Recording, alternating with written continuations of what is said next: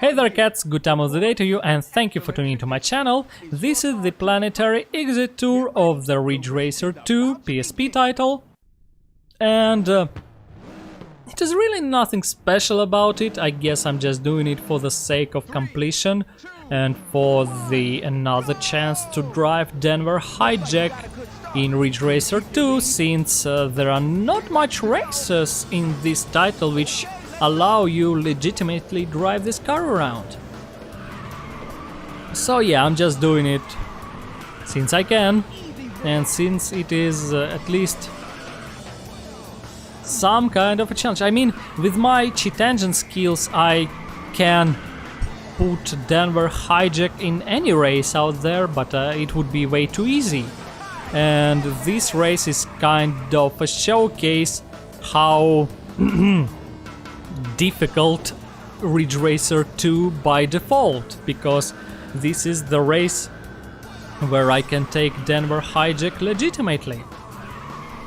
And I will simply destroy the competition around this track, around this whole tour. I believe I've passed all the races in this tour from my very first try. This says something, I believe, about Ridge Racer 2 on PSP. It is really an easy game. I guess I would be first at the start of the third lap. I don't quite remember, but I'm already fourth, really. What actually kinda attracts me more than the difficulty is the fact that we are cruising on a Ridge Racer 5 track. This is kind of the thing that I like about Ridge Racer 2 as a sort of, how to put it, a sequel, reboot kind of a game. I mean, you get all these old tracks and you get to drive new cars upon them. I mean, what I do not like about remakes, reboots, all that stuff, that they usually take all the old things and do not attempt to change them. They just do the old thing again. And I've already saw it, I do not need it. In Ridge Racer 2 it is not like that. I mean, you get the old tracks, but you get to drive new cars around it, and for a racing game it is more than enough. I mean, it is amazing.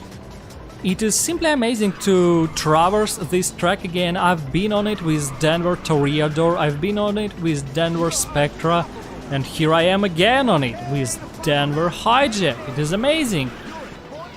Actually, several old cars could be used in Ridge Racer 2 as well. I mean, I would love to drive Danver Spectra around Ridge Racer tracks or around Ridge Racer 4 tracks.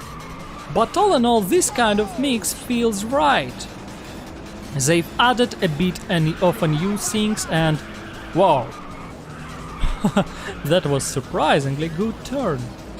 Well, now I'm first, somewhere in the middle of the third lap, not in the start as I planned to, but still. So, yeah, this is the right approach to reboots. You do not just redo old things, you add new things in it. This makes it interesting. And it just amazes me how lazy the devs are. They usually have all the code for those games, all the details for those games laid out on their PCs, but they do not add even a simple, the smallest amount of the new things. They do not add new things at all. They simply do the same thing they've done years ago all over again, and then they sell it again. That's it. It is not to my tastes, really.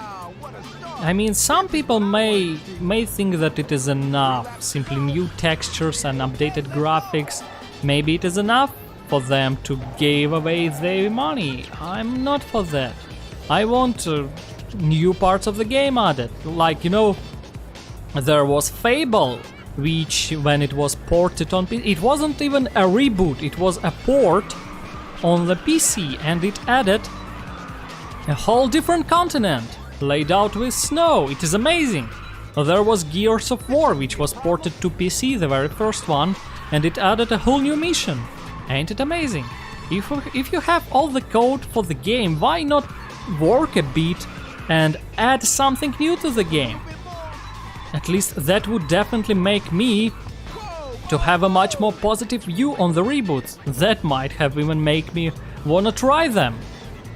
But as so far, when I take a look at the, say, Mafia Definitive Edition, and I see all the same things, in fact they even cut several cars out of the game, and I believe modders brought back an ability to, say, ride trams, which was not even there in the reboot, but it was there in the original game.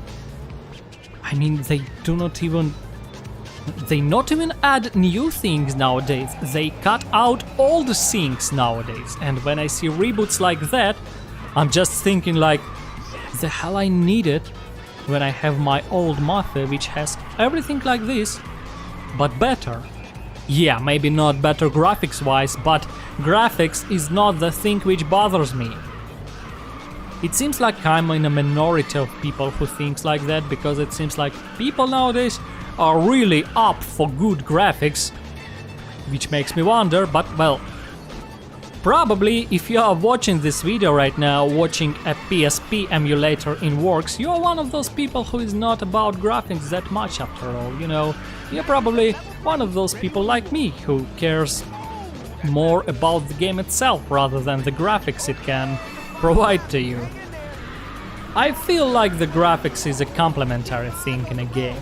The gameplay itself is the main thing about the game. In fact, there is even a word kind of gameplay. It depends on a game, and game depends on a gameplay. Graphics is something, you know, something that it is definitely not necessary. There are tons of roguelike games with SCOII graphics, and people enjoy them a lot. Once again, I guess people like that are a minority, and most of the people prefer the games with very nice graphics and stuff. It is very sad, what can I say? It is truly very sad, because graphics is something which kinda by default requires a relatively big crew, especially the animations and stuff. It is the hardest part of the game. But therefore, the good games which cannot afford graphics are getting unnoticed. Because there are games, well, you all know that pixel games are mostly indie games, because indie studios are small studios, they don't have money, therefore they do simple pixel graphics. And these games are mostly remain unnoticed, which is a shame, crying shame. There are a lot of good small games which cannot afford graphics for one reason or another, or maybe they do not want to afford graphics. In fact, a lot of indie studios do the pixel graphics on purpose, and I can understand them. It is kinda, you know, it is not just, in my opinion, it is not just a throwback to the good old days. It is also kind of a, you know, a word of protest. Like, take a look at this, we can make a nice game without going all eye candy on it. And this is a nice word of protest. This is the word which I support, because you can actually make a good game without spending years making high polygonal models and all those fancy animations, and then you can have the game like Marvel Guardians of the Galaxy, which can barely call the game, but yeah, there are very nice graphics. My PC wouldn't probably even make it run. What's good of it if I can hardly enjoy the gameplay? It is very weird approach of the modern AAA. Well, I guess it was always an approach of AAA games, that the game got to look good, the game got to, you know, the game got to be a all-rounder, so to say. But even back in those days, a lot of AAA games already started to forget about gameplay mechanics and all those stuff, because they've tried to be graphics first and barely anything else. Yeah, barely anything else. Nowadays, it is pretty much their philosophy. They go in for the graphics, for the animation, for the cutscenes. There's hardly even a game into it. Yeah, it started a long time ago. I guess it just ended up in its logical conclusion. It is kind of logical progression. I mean, that's how they wanted it to be. Looking at the AAA games of the past, like Wheelman, yeah, there was several cool mechanics. They've actually tried to make something with it, but still, the prime aspect of the game was graphics, and look, we've got Vin Diesel.